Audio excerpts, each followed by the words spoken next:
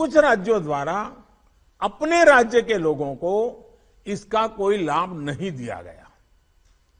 इस वजह से पेट्रोल डीजल की कीमतें इन राज्यों में अब भी दूसरों के मुकाबले कहीं ज्यादा है। पेट्रोल डीजल की कीमतों का एक विषय हम सबके सामने है।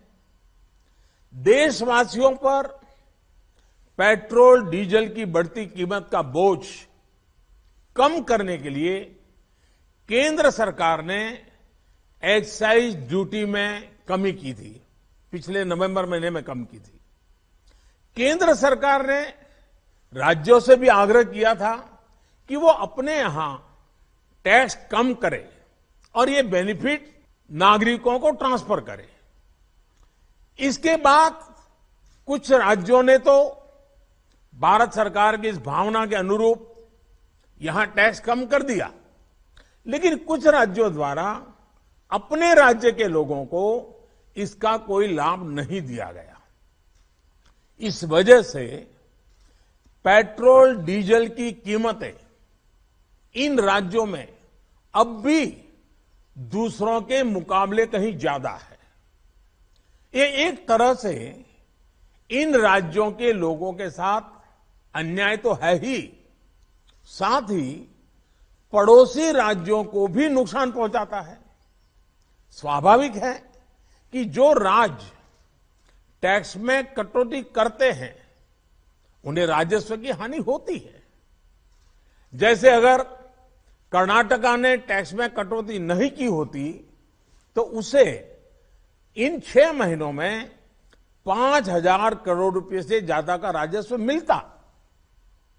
गुजरात ने भी टैक्स कम नहीं किया होता तो उसे भी 3,500-4 हजार करोड़ रुपए से ज्यादा का राजस्व और मिलता।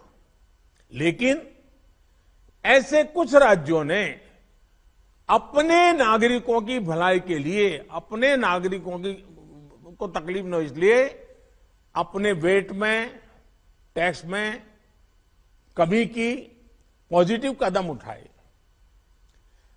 वहीं गुजरात और कर्नाटक के पड़ोसी राज्य ने टैक्स में कमी न करके इन 6 महीनों में 3,500 करोड़ रुपए से लेकर के 5-5.5 हजार करोड़ रुपए तक अतिरिक्त राजस्व कमा लिया।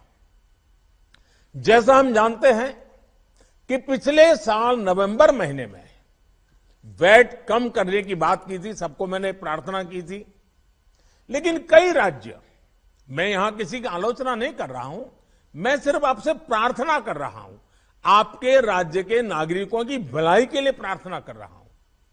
अब जैसे उस समय 6 महीने पहले कुछ राज्यों ने बात को माना, कुछ राज्यों ने नहीं माना।